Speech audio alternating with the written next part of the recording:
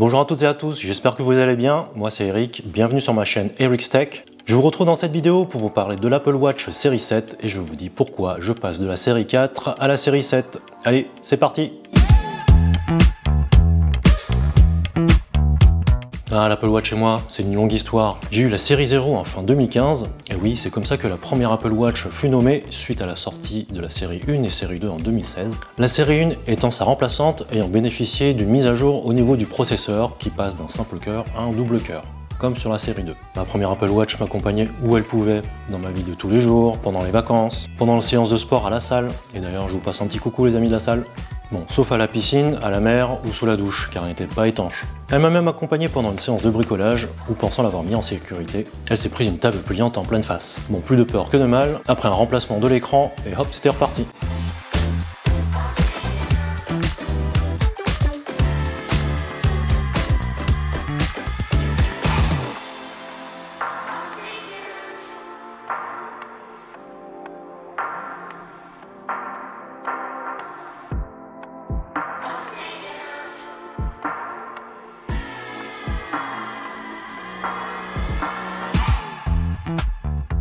Et j'ai même été un early adopter pour le paiement par Apple Pay. Au début, quand je payais au supermarché ou au restaurant, on me regardait avec des yeux de merlan frit.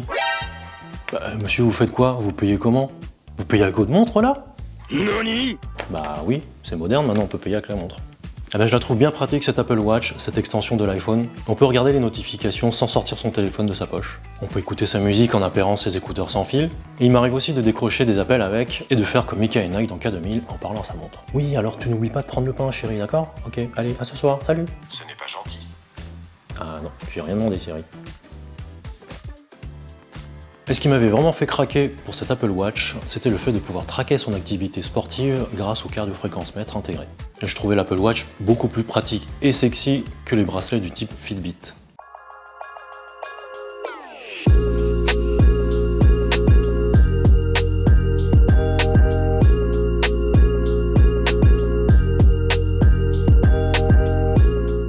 Et bien les évolutions de la série 2 et série 3 ne m'ont pas paru pertinentes et indispensables pour remplacer ma série 0, même si je la trouvais parfois un peu lente, surtout au démarrage. Mais bon, je la redémarrais pas non plus tous les jours. Mais les évolutions de WatchOS ont contribué tout de même à la rendre agréable au quotidien. Par contre, je vous avouerai que l'étanchéité de la série 2 et série 3 m'avait presque fait craquer.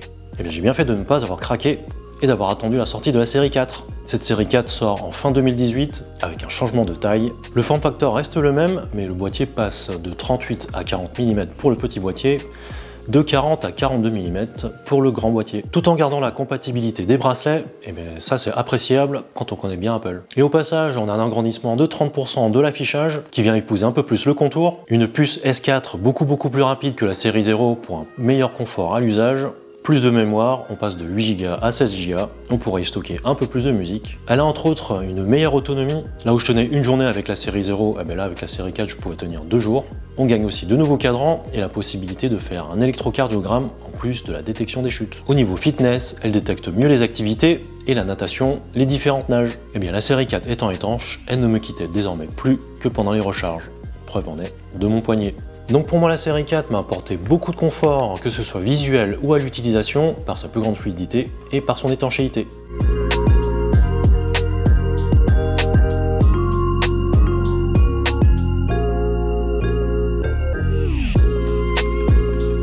Mais comme je n'avais pas craqué pour les séries 2 et 3, je n'ai pas non plus craqué pour la série 5 et 6.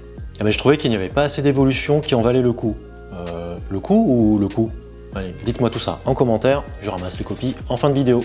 Les séries 5 et 6 gardent le même form factor que la série 4. Le peu d'évolution de la série 5 sortie en 2019 ne m'a vraiment pas convaincu de changer, mais on notera tout de même qu'il y a l'Always On Display, donc c'est-à-dire l'écran qui reste tout le temps allumé, tout en garantissant une autonomie de 18 heures, une nouvelle puce S5 tout aussi performante que la S4, on gagne une boussole, la mémoire qui passe de 16 à 32 Go, et c'est tout.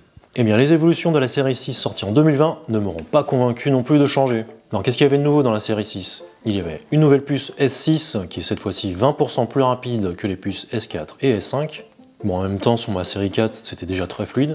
Cette série 6 gagne aussi une puce U1 comme dans les AirTags et les iPhones à partir de l'iPhone 11 Pro. Mais je ne vois toujours pas à quoi elle sert cette puce U1 dans cette Apple Watch. On peut même pas retrouver son Apple Watch avec l'application localisée. Alors dites-moi en commentaire si vous savez à quoi elle sert. Elle a un capteur cardiaque de 3e génération, mais la 2e génération fonctionnait déjà très bien sur la série 4. Et la vraie nouveauté, c'était le capteur de taux d'oxygène dans le sang. Mais en somme encore une maigre évolution.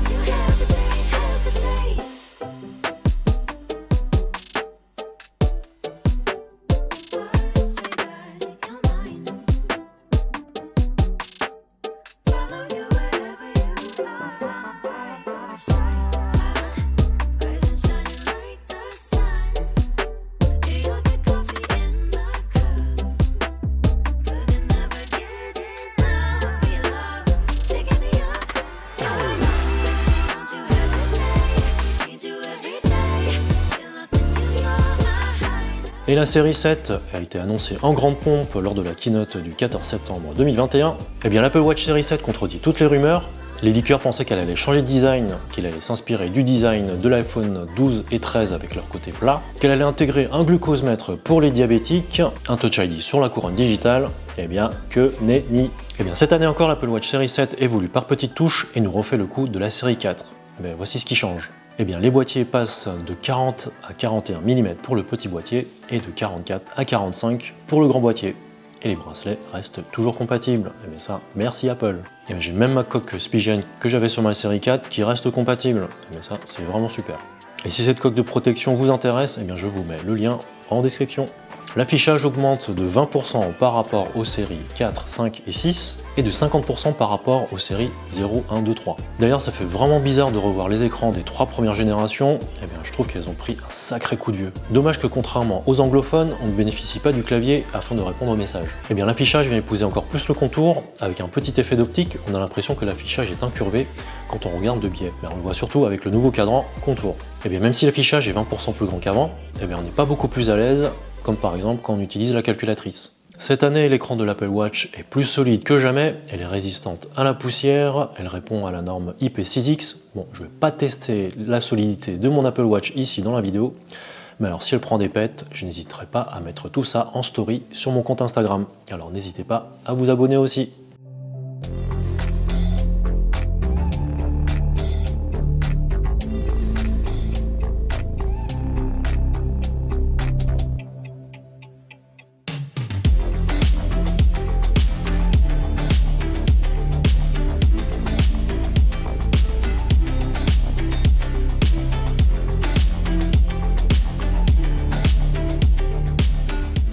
Eh bien la recharge est 33% plus rapide avec le nouveau câble en USB-C. Le 0 à 80% se fait en 45 minutes.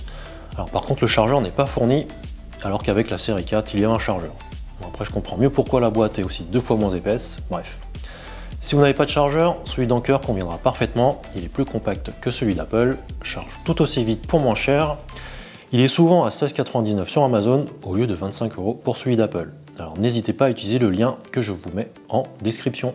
Un petit mot sur l'autonomie, elle est donnée à 18 heures par Apple, et moi j'ai pu tenir 2 jours sans l'Always On Display, comme sur ma série 4 à ses débuts. Sinon avec l'Always On Display pendant 24 heures, eh bien, il me restait 25% de batterie. Il est à noter qu'il faudra un peu plus d'une heure pour recharger l'Apple Watch à 100%, les 10 derniers pourcents étant les plus longs.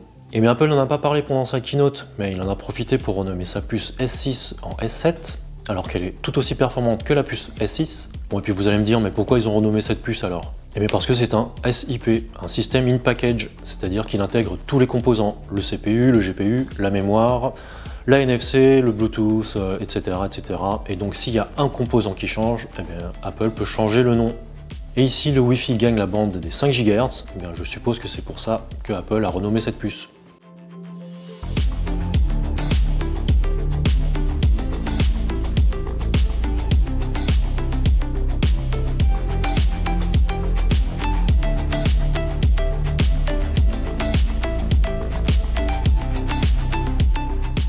Et voilà, on arrive au terme de cette vidéo, et après 3 générations d'Apple Watch et le cumul de toutes ces petites évolutions mineures qui m'ont convaincu d'upgrader à la série 7.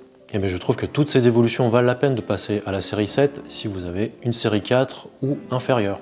Mais si vous avez une série 5 ou une série 6, eh bien je vous conseille d'attendre l'année prochaine.